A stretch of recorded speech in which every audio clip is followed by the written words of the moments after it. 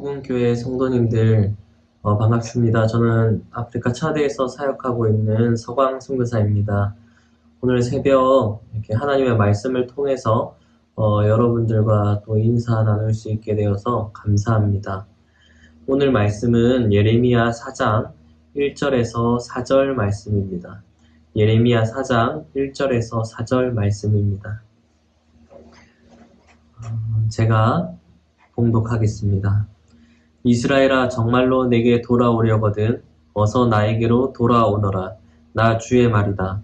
내가 싫어하는 그 역겨운 우상들을 내가 보는 앞에서 버려라. 내 마음이 흔들리지 않게 하여라. 내가 주님의 살아계심을 두고 진리와 공평과 정의로 서약하면 세계 만민이 나 주를 찬양할 것이고 나도 그들에게 복을 베풀 것이다. 참으로 나 주가 말한다. 유다 백성과 예루살렘 주민아, 가시덤불 속에 씨를 뿌리지 말아라. 묵은 땅을 갈아엎고서 씨를 뿌려라. 유다 백성과 예루살렘 주민아, 너희는 나 주가 원하는 할례를 받고 너희 마음의 포피를 잘라내어라. 그렇지 않으면 너희의 악한 행실 때문에 나의 분노가 불처럼 일어나서 너희를 태울 것이니 아무도 끌 수 없을 것이다. 아멘. 우리 사랑하는 성도님들, 여러분들은 하나님의 사랑과 은혜를 통하여 삶의 변화를 경험하고 계십니까? 복음의 능력이 여러분들의 삶의 변화로 입증되고 있습니까? 여기서 변화라는 것은 여러분들의 생각이나 가치의 변화일 수도 있고 아니면 습관이나 행동, 성품의 변화일 수도 있습니다. 그리고 이러한 변화라는 것은 결국 이전의 죄악된 길에서의 방향 전환, 주님을 향해 돌아가는 변화라고 말할 수 있을 것입니다. 우리는 이것을 다른 말로 회개라고 말합니다. 회개는 죄악의 길에서 멈춰서는 것이고 또 돌아서는 것이고 주님을 향해 나아가는 것입니다. 오늘 본문은 이렇게 죄악의 길로 가고 있던 이스라엘 백성들에게 회개하라, 돌아오라 라는 하나님의 메시지를 담고 있습니다. 우리는 오늘 본문을 통하여 우리가 어떻게 회개해야 하는지, 그리고 이러한 회개를 통하여 하나님은 어떤 일을 이루시는지에 대해서 알 수 있습니다. 그런데 안타까운 것은 이 회개라는 것이 어느새 뭔가 말씀을 듣기 전에 우리가 가진 그 찝찝함을 해소하기 위한 순서 정도로 치부되어 버렸다는 것입니다. 회개라는 말은 뭔가 듣기 불편한 소리가 되어버렸습니다. 그러나 믿음의 성장은 회개를 통하여 이루어진다고 해도 과언이 아닙니다. 오늘 말씀을 통해서 우리의 삶을 돌아보고 다시 주님께로 돌아가는 성장의 시간이 되기를 축복합니다. 오늘 본문에서 예레미야 선지자는 회개하라 라는 하나님의 메시지를 이스라엘 백성들에게 전하면서 주님께로 돌아오라 라고 표현하고 있습니다. 예레미야서에서는 돌아오라, 회개하라 라는 표현을 100번도 넘게 사용하고 있다고 합니다. 이스라엘 향해서 회개를 촉구하는 것입니다. 그렇다면 무엇에 대한 회개를 말하는 것이겠습니까? 이스라엘 백성들은 어떤 죄를 회개해야 했을까요? 예레미야 선지자가 활동한 시대의 배경을 생각해 볼 때 이들의 죄는 바로 우상숭배였습니다. 하나님 외에 다른 신을 섬기는 죄였습니다. 하나님의 언약을 어긴 것이었고 우상숭배하지 말라는 하나님의 말씀에 순종하지 않은 죄였습니다. 이런 이스라엘 백성들을 향해 하나님께서는 나에게로 돌아오라 라고 말씀하신 겁니다. 그리고 그들이 어떻게 회개해야 하는지를 알려주셨습니다. 사랑하는 빛과 소금교회 성도님들, 진정한 회개를 위한 하나님의 권면은 오늘날 저와 여러분에게도 회개에 대한 중요한 교훈이 된다고 생각합니다.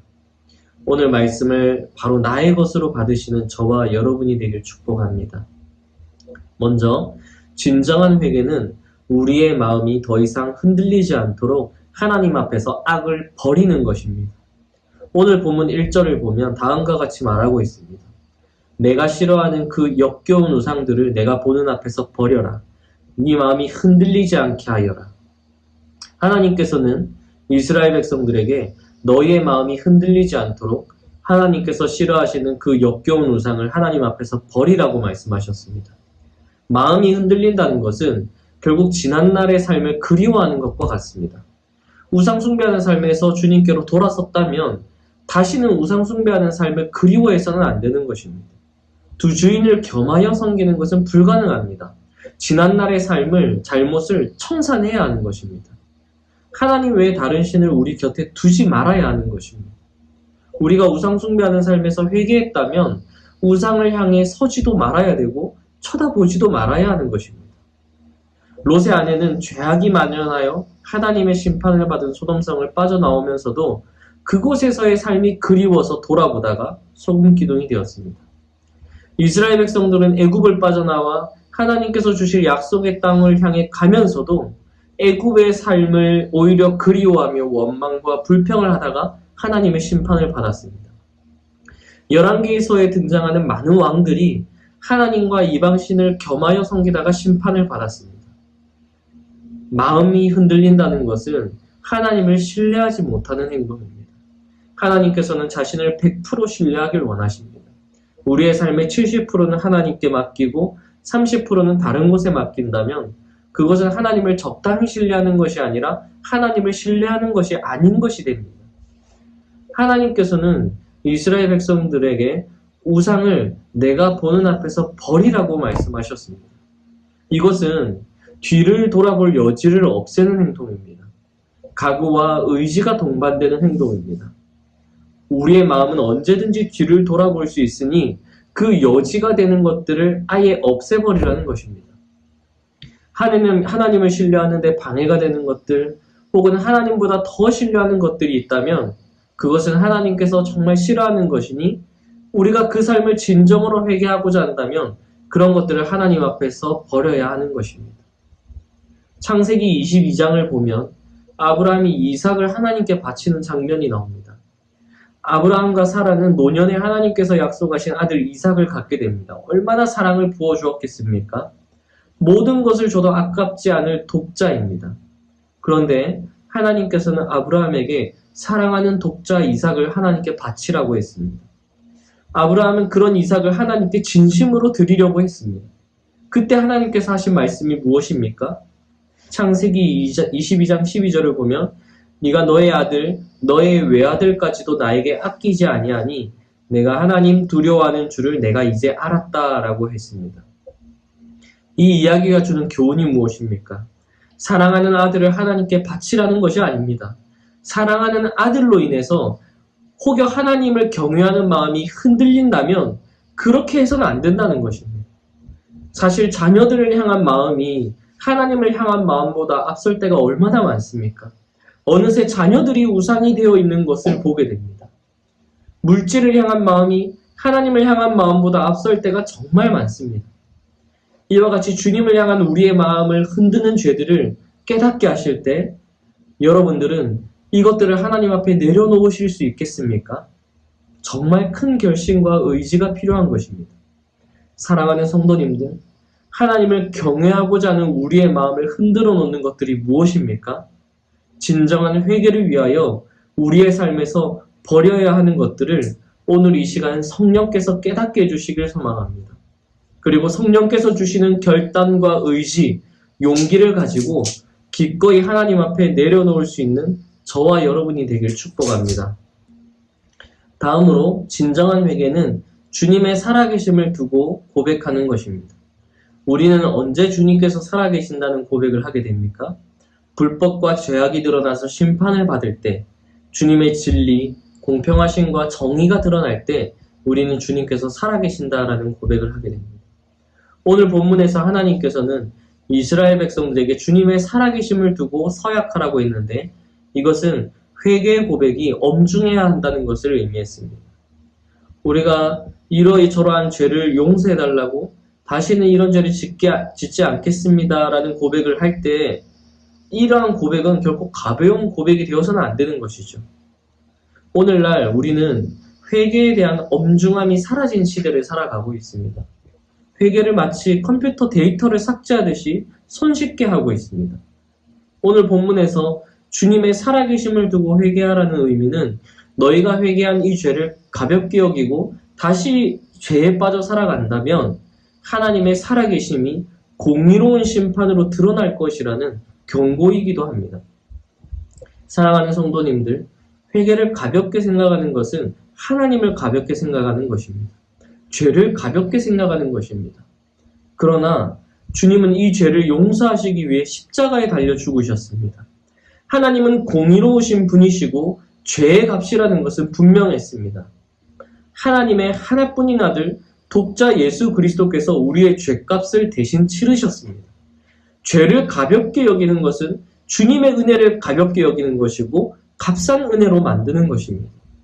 그렇기 때문에 우리의 회개는 하나님의 살아계심을 두고 고백하는 엄중한 기도가 되어야 하는 것입니다. 마지막으로 진정한 회개를 위해서는 마음의 할례가 필요합니다. 오늘 본문 4절을 보면 유다 백성과 예루살렘 주민아 너희는 나 주가 원하는 할례를 받고 너희 마음의 포피를 잘라내어라 라는 말씀이 나옵니다. 할례가 무엇입니까? 할례는 하나님의 백성으로서 하나님의 말씀과 질서 아래 살아가겠다는 자신들의 정체성을 드러내는 행위였습니다. 하나님께서는 출애굽한 이스라엘 백성들이 약속의 땅 가나안으로 들어가기에 앞서서 할례를 시행할 것을 명령하셨습니다. 전쟁을 위해 물자를 정비하라는 명령이 아니라 오히려 전투력이 줄어들 수도 있는 할례를 시행하라는 것이었습니다. 이것은 우상이 만연한 가나안 땅에 들어가서도 하나님의 말씀과 질서 아래 살아가야 한다는 것을 말해주는 것이었습니다. 이러한 할례의 의미를 생각해 볼 때 마음의 할례를 받으라는 것은 결국 자신의 가치관, 생각, 자신의 마음을 하나님 중심으로 바꾸라는 것이고 하나님의 질서 아래로 들어가라는 의미였습니다. 진정한 회개라는 것은 바로 이와 같은 변화가 필요한 것입니다. 한 사람의 고집을 꺾는 것도 힘든데 그 사람이 살아온 경험, 판단, 가치관을 바꾸는 것은 결코 쉽지 않습니다. 그렇기 때문에 진정한 회개, 마음의 할례는 결국 성령의 역사라는 것을 깨닫게 됩니다. 우리는 마음의 할례를 위해서 성령의 역사를 간절히 구해야 합니다.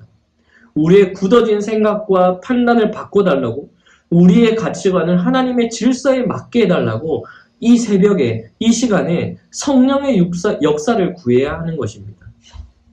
사랑하는 성도님들, 오늘 저와 여러분은 진정한 회개를 위한 하나님의 권면을 살펴보았습니다.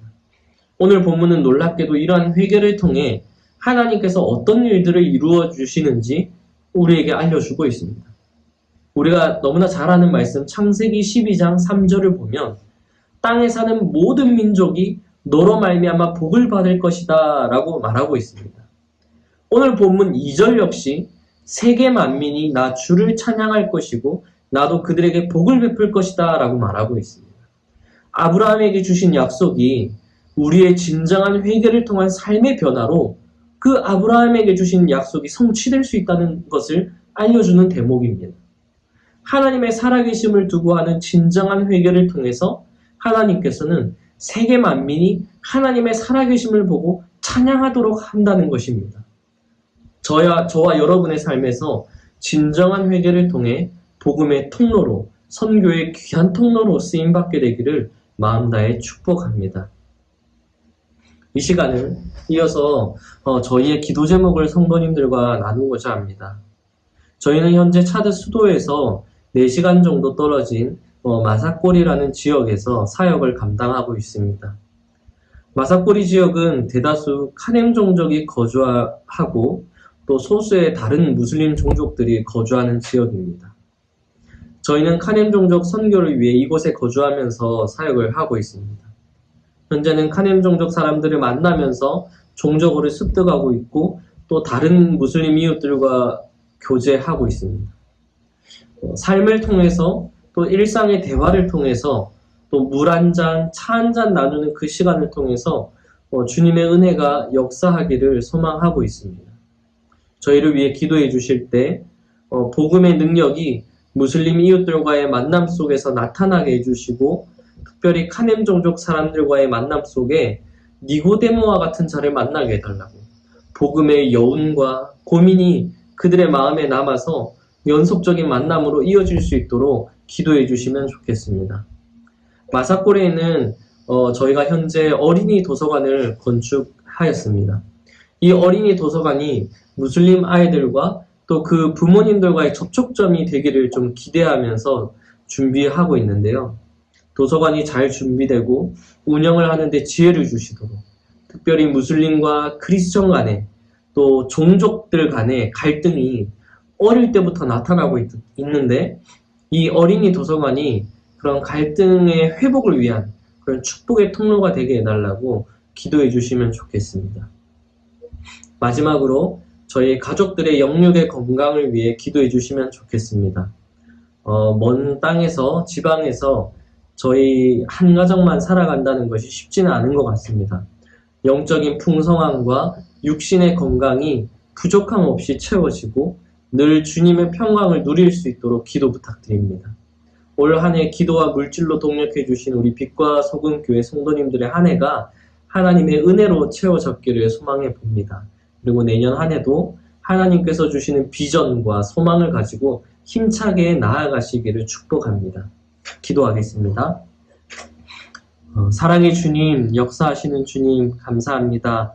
하나님께서 우리에게 귀한 사명을 맡겨주셔서 보내는 자로, 보냄을 받은 자로 하나님 아버지 복음의 귀한 통로로 나아가고 있습니다.